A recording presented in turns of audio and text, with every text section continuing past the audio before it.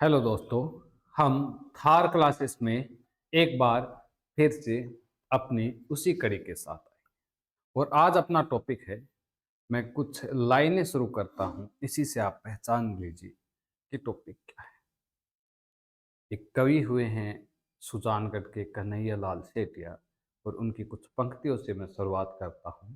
और शासक कौन है, किसके हम बात कर रहे हैं, तो शुरुआत है कि अरे घास री रोटी जद बन बिलावड़ो ले भाग्यो नानो सो अमर्यो चीख पड़ो राणा रो सोयो दुख जाग्यो हूँ लड़ो गणो हूँ सहयो गणो मेवाड़ी मान बचावण ने हूँ पाछ ना राखी रण में बैरारी खात खिंडावण ने जद याद करूं हल्दी घाटी ने ना में रक्त उतरी आवे सुख दुख रो साथी चेतकड़ो सुती सी हुक जगा जावे।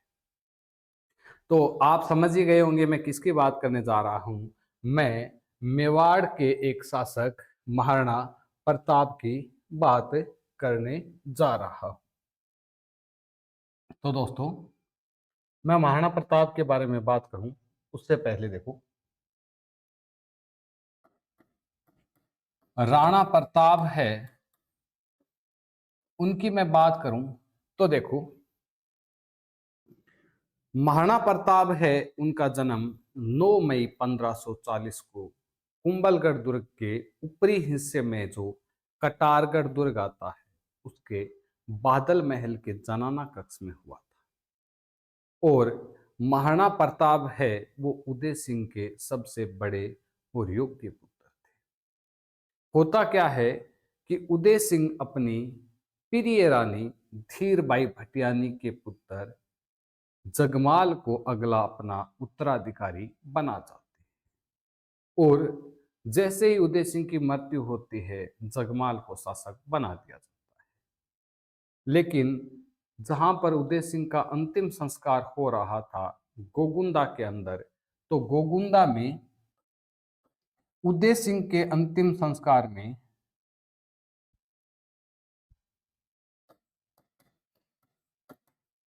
उदय सिंह के अंतिम संस्कार में कुछ लोग खड़े थे, जिनमें एक ग्वालियर के शासक राम सिंह या रामसा राम सा, एक महाराणा प्रताप के नाना अखेराज सोनगरा और एक सलूम्बर के ठिकानेदार करसन सिंह खड़े थे। और इन्हीं लोगों ने क्या किया, योग्यता और बड़ा होने के कारण महाराणा प्रताप को अगला उत्तराधिकारी बनाने की योजना बनाते हैं। अपने राजपूताना में एक सामाजिक या फिर मैं कहूं तो एक प्रक्रिया चलती आ रही थी। और वो क्या थी कि जो एक शासक है उसका बड़ा पुत्र ही अगला शासक बनेगा। जैसे मानो मुगलों में क्या होता था कि जितने भी बच्चे उनमें समानता के साथ उनके क्षेत्र को बांट दिया जाता था। लेकिन अपने राजस्थान राजपूताना में यह था कि जैसे कोई शासक मरा तो उसका बड़ा पुत्र ही अगला शासक बनेगा। और अगर बड़ा पुत्र मर चुका है तो उसके बाद बड़े पुत्र का पुत्र शासक बनेगा। तो यहाँ पे इसी नियम और इसी अपनी संस्कृति की दुहाई दे रहे लोग महाराणा प्रताप को अगला शासक बना रहे।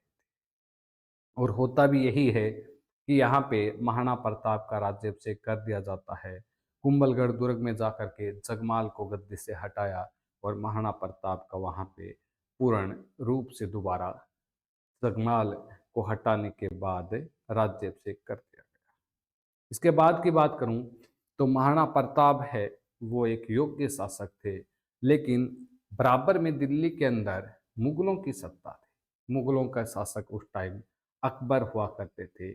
और अकबर ने अपने कुछ लोग, मैं यूं कहूं तो अकबर ने 4 बार महाराणा प्रताप को समझाने के लिए अपने लोग शांति दूत के रूप में भेजे।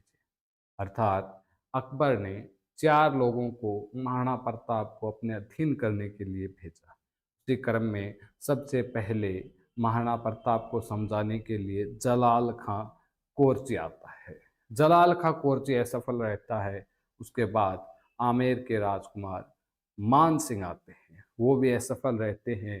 तो फिर आमेर के, उस टाइम की बात करूं तो आमेर के भारमल के पुत्र भगवंत दास को भेजा जाता है।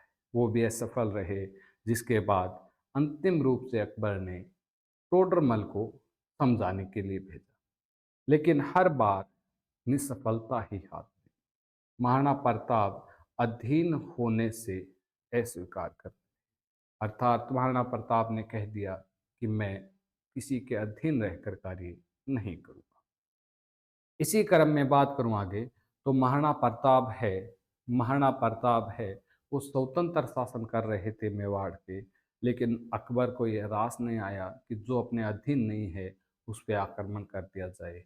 और इसी क्रम में 18 या 21 जून को 18 या 21 जून को महाराणा प्रताप और अकबर की सेना के बीच हल्दी घाटी नामक स्थान पर युद्ध होता है। होता क्या है, अकबर महाराणा प्रताप से लड़ाई करने के लिए, युद्ध करने के लिए सेना दिल्ली से अजमेर लाता है। अजमेर में एक योजना बनाई गई और यहाँ से, अजमेर से मान सिंह व आसफ खां को अकबर ने अपनी सेना का नेतृत्व दिया और आगे की तरफ भेज दिया। ये सेना मान सिंह और आसफ खां के नेतृत्व में हल्दी घाटी वाला जो पतला एक संकड़ा दर्रा है, जहाँ से एक गाड़ी एक साथ निकल सकती है, वहाँ पर भेजा गया और यहीं पर इन दोनों की युद्ध या लड़ाई होती है। एक कहूँ तो एक इतिहासकार है बदायूनी, और ऐसा कहा जाता है कि बदायूनी ने हल्दी घाटी का आंखों देखा हाल लिखा है अपनी पुस्तक मुंतखाब ए तवारीख में। बदायूनी लिखता है कि ये युद्ध है वो गोगुंदा का युद्ध है, अर्थात यहाँ पर दो पहाड़ियाँ आती है, एक साइड गोगुंदा की और एक साइड खमनोर की। तो बदायूनी ने लिखा ये युद्ध गोगुंदा का है, लेकिन वहीं पर अकबर के नवरत्न अबुल फजल लिखते हैं यह युद्ध खमनोर का युद्ध है। इतिहासकार इसे अलग अलग युद्धों के नाम से संबोधित करता है। ऐसे ही राजस्थान के इतिहास के जनक कर्नल टोड ने कहा है इसे मेवाड़ का थर्मोपोले। मैं इस युद्ध की बात करूं तो इस युद्ध में महाराणा प्रताप अकेले नहीं लड़ रहे थे, इस युद्ध में पशुओं ने भी पूरा साथ दिया था। इस युद्ध में महाराणा प्रताप के साथ महाराणा प्रताप का हाथी भी लड़ रहा था, महाराणा प्रताप का घोड़ा भी लड़ रहा था। महाराणा प्रताप के पास एक हाथी था जिसका नाम राम प्रसाद था, और महाराणा प्रताप का घोड़ा चेतक था जो काठियावाड़ नस्ल का। अकबर ने अपनी सेना को ये जिम्मेदारी दी थी कि आप हर हाल में महाराणा प्रताप, उसके घोड़े चेतक और उसके हाथी राम प्रसाद को मेरे सामने जिंदा लेके आओगे। लेकिन जब युद्ध होता है तो अकबर की सेना युद्ध तो जीत जाती है और वो राम प्रसाद को पकड़ने में भी सफल रहती है, लेकिन जो घोड़ा है उसे और महाराणा प्रताप को नहीं पकड़ पाए। युद्ध में हाथी को पकड़ लिया जाता है कुछ महावतों की मदद से, और अकबर ने इसका नाम भी बदलकर पीर प्रसाद रख दिया। लेकिन इस युद्ध में महाराणा प्रताप के घोड़े चेतक ने अपनी अंतिम सांसें ली। और इसी युद्ध में मैं बात करूं तो ऐसा माना जाता है कि हल्दी घाटी के युद्ध में महाराणा प्रताप का जैसे ही ध्यान मान सिंह की तरफ जाता है तो महाराणा प्रताप ने अपने घोड़े चेतक को इशारा किया एड से, और घोड़ा मान सिंह के हाथी के सूंड के ऊपर अपने आगे के पैर रख देता है। महाराणा प्रताप ने मौका पाकर अपने भाले से एक जबरदस्त वार किया। उस वार से मान सिंह तो बच गए, लेकिन मान सिंह का महावत मारा जाता है। इसके आगे की बात करूं तो जैसे ही घोड़ा अपने पैर वापस पीछे की तरफ कर रहा था, वैसे ही हाथी के सूंड में लगी एक खंजर से घोड़े का पीछे का पैर कट जाता है। और इसी युद्ध के बाद चेतक ने अपनी अंतिम सांसें ली थी।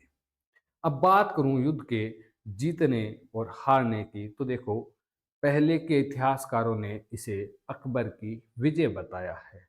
अकबर की विजय से कि महाराणा प्रताप युद्ध से थोड़ा पीछे हट गए थे। लेकिन समय के अनुसार बदलाव ये हुआ कि इस युद्ध को गोपीनाथ शर्मा एक इतिहासकार हुए हैं, और भी इतिहासकारों ने इसे अनिर्णायक युद्ध की संधि दी है। अर्थात जो अकबर को चाहिए था, जितनी अपेक्षा की थी अकबर ने, वो अपेक्षाओं पे खरे नहीं उतरे थे मान सिंह और आसफ खान। इस युद्ध के बाद मान सिंह की अकबर ने डोडी तक बंद कर दी थी। अकबर ने मान सिंह के हाथी घोड़े से जो शाही दाग था वो भी समाप्त कर दिया। और अभी इस युद्ध की क्रम की बात करूं तो अपने राजस्थान अध्ययन की बुक है, वो इस युद्ध को महाराणा प्रताप के पाले में डालते हैं। अर्थात इस युद्ध में विजय महाराणा प्रताप की हुई थी। धन्यवाद।